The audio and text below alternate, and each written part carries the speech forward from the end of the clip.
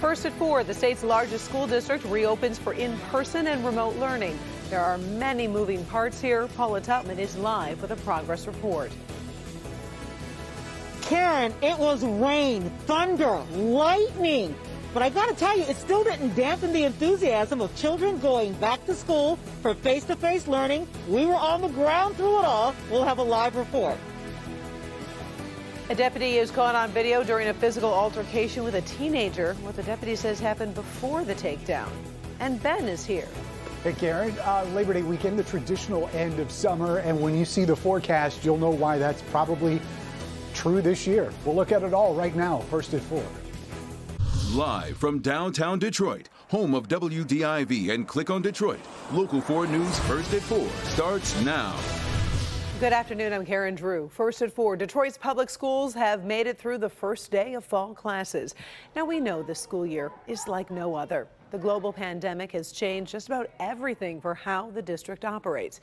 There's uncertainty for everyone involved. Paula Tutman joins us live this afternoon. Paula, you've been following this very closely. What have you seen as classes started this morning? Well, Karen, obviously this was very, very hard fought to even get to this place. But if you imagine what the weather was like today, I don't know what it was like where you were, but where we were, it was horrible. But still, we saw kids dancing, running, thrilled to go back to school. Thunder, lightning, and sometimes this morning, blinding, drenching, cold rain. Good morning. But with the help of umbrella concierge service at Bow Elementary and Middle School by the dean, Good morning. You could still see the happy arrival of children. I love school, and I think my friend's gonna be back here. This particular school building is a hub of 3 different learning models for Detroit Public Schools Community District. From her home, Master's math teacher Von Seal Campbell started her day remotely with her students. I see some familiar faces, and I also see a student that I was not familiar with, but it's very nice to see you.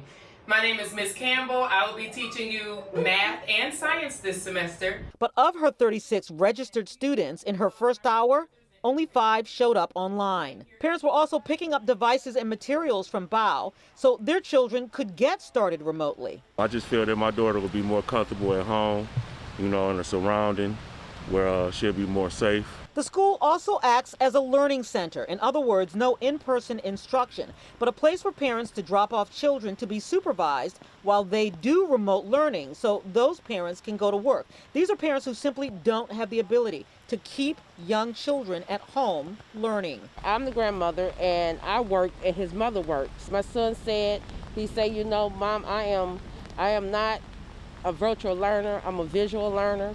So that was his choice. Well, even if children are accessing education online, they can come into the building, eat breakfast, be in a classroom with an adult, have lunch, and just be provided that extra support. And that's a good support structure for parents, too, that have to work today. And then in-person learning for grades 1, 2, and 4.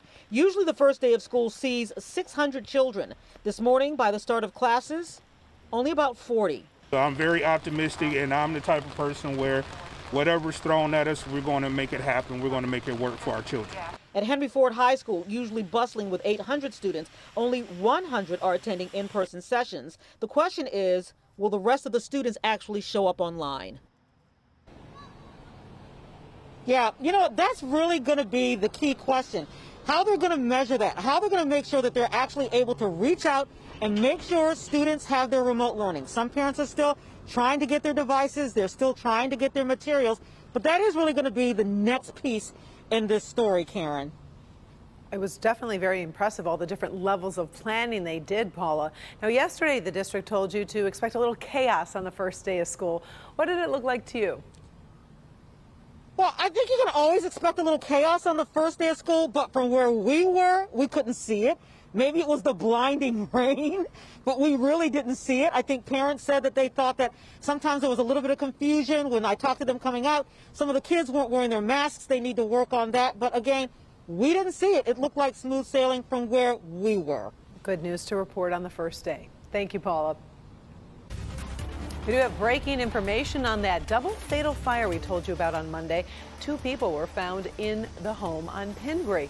They were burned beyond recognition. While firefighters told us they didn't suspect foul play, we have now learned the victims died from gunshot wounds. The fire is now being called suspicious. Detroit police investigating the case as a homicide. Of course, we'll keep you posted as we learn more. Also breaking, new surveillance video captures a double shooting outside of a River Rouge gas station. Take a look at the screen. Happened Monday night on Visker Road between Jefferson and Fort Street. The video shows 3 suspects open fire on a silver Saturn and then take off.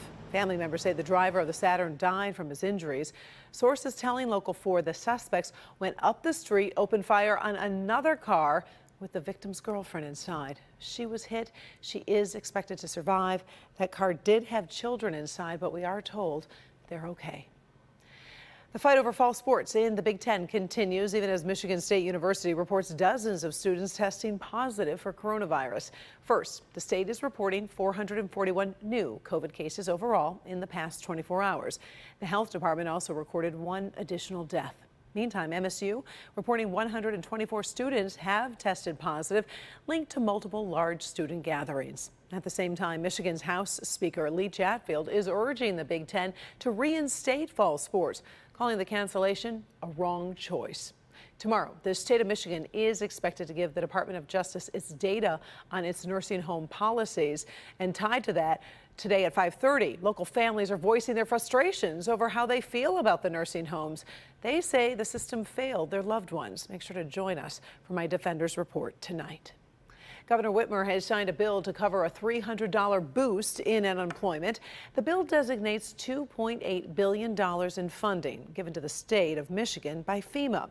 The payments will continue until the funding is gone. Now, it's not clear exactly how long that's going to take. No action is needed if you are already receiving benefits. The extra money will be added to your payment. Tomorrow is a big day for many of you who've been waiting to get back to the gym. Right now, most, like Jeb's Gym in Detroit, Eastern Market, are empty. But Governor Whitmer is allowing health clubs, pools, and bowling centers to reopen starting tomorrow with new COVID safety precautions. Coming up at 5, are you ready to go back? We're talking to customers, and we'll check in with Dr. George about his thoughts on the potential risks. Well, it certainly feels like summer has come to a screeching halt. Plus, we got off to that rainy start this morning Paula was talking about. Let's bring in Ben to take a look at what we can expect over the next few hours. It was chilly out there today, Ben. Yes, Karen. I mean, it's the traditional end of summer, of course, on Labor Day weekend.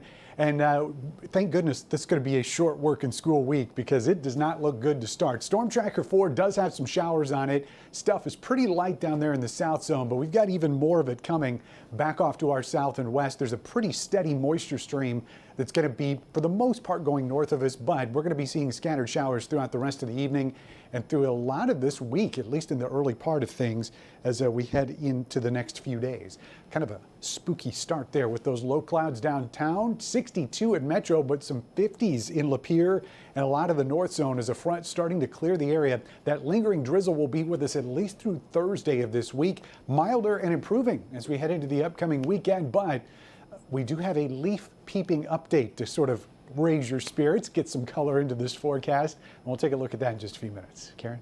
All right. Thank you, Ben. Devastating flames, people running for their lives, helicopters coming to the rescue. Those are just some of the photos of a dramatic disaster that is playing out in Central California right now. It's another record-setting fire season. Kimberly Gill in the newsroom with stories of escape as well as survival. Kim? Hi, Karen. Good afternoon. That video is so hard to watch, knowing that so many people and their homes are at risk. Plus, about 172,000 people are without electricity as the power is turned off to prevent even more fires. Dozens of wildfires, as you said, are burning across the state of California. The governor there has declared a state of emergency in some of the hardest hit areas.